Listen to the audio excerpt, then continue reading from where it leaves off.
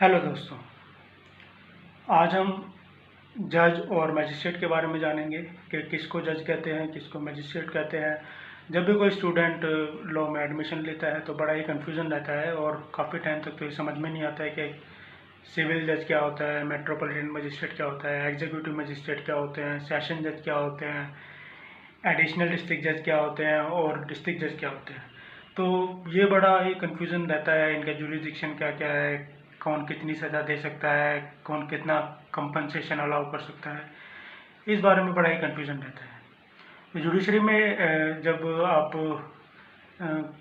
एक जज बनना चाहते हैं तो एंट्री लेवल की जो जॉब होती है वो सिविल जज जूनियर डिवीज़न की जॉब होती है, जिसका कि डायरेक्ट एग्ज़ाम होता है। एक फ्रेशर लॉ ग्रेजुएट जो कि एडवोकेट के तौर पर एनरोल्ड है वो एग्ज़ाम दे सकता है, इंटरव्यू पास कर सकता है और एक सिविल जज वो बन सकता है। सिविल जज जो होते हैं उन्हीं को जब क्रिमिनल का काम दिया जाता है, क्रिमिनल कोर्ट का काम दिया जाता है, तो उनको मैजिस्ट्रेट बोला जाता है।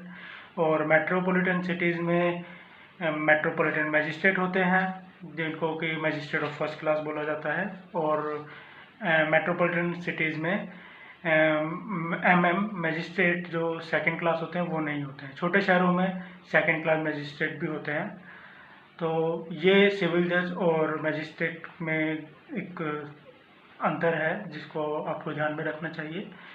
और हायर जुडिशरी में हम सेशन जज और जो कि एडिशनल डिस्ट्रिक्ट जज अपॉइंट होते हैं वो हायर जुडिशरी में जाते हैं। उसके लिए आपको एज एन एडवोकेट 7 साल की प्रैक्टिस करना ज़रूरी है और फिर आपका एग्ज़ाम होता है और इंटरव्यू होता है। यदि आप पास कर लेते हैं तो आप एडीजे बन जाते हैं, एडिशनल डिस्ट्रिक्ट जज। और या फिर आपको सेशन जज बनाया जाता है। सेशन जज है जो वो क्रिमिनल की कार्रवाई देखते हैं और क्रिमिनल केसेस को डिसाइड करते हैं। और एडीजे जो है वो सिविल का काम देखते हैं, कंपनसेशन के मामले जो होते हैं और प्रॉपर्टी से जुड़े जो भी मामले होते हैं वो एडीजे के पास जाते हैं।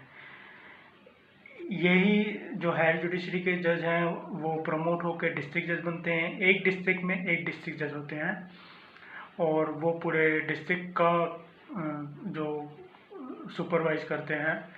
एक कोर्ट में एक डिस्ट्रिक्ट जज होते हैं क्योंकि एक डिस्ट्रिक्ट का एक ही कोर्ट होता है जनरली।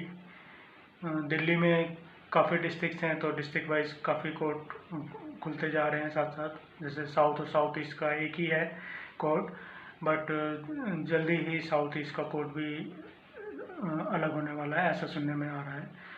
और हाई कोर्ट में जस्टिस अपॉइंट होते हैं जो कि हाई कोर्ट में प्रैक्टिसिंग एडवोकेट होते हैं। उनको एलिवेट करके बार से एलिवेट करके बेंच पर उनको बैठाया जाता है, उनको जस्टिस कहा जाता है।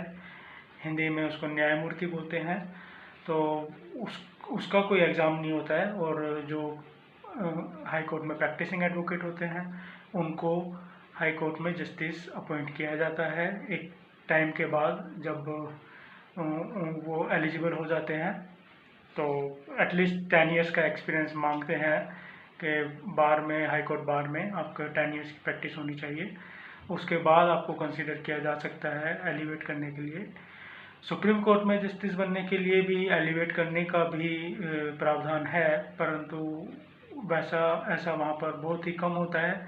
तो जो हाई कोर्ट के जस्टिस होते हैं, जब वो किसी हाई कोर्ट के चीफ जस्टिस बन जाते हैं तो उसके बाद उनका नेक्स्ट प्रमोशन सुप्रीम कोर्ट में एज ए जस्टिस हो जाता है। तो ये मैंने शॉर्ट में कोशिश किया है आपको समझाने के लिए कि हायरार्की क्या होता है। Executive magistrate, police, Delhi police में जैसे एग्जीक्यूटिव मजिस्ट्रेट होते हैं वो एसीपी होते हैं, assistant commissioner police.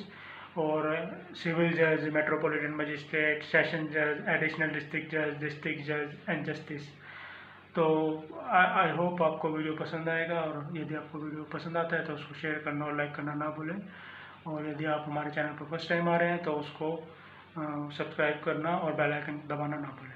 Thank you very much for watching this video.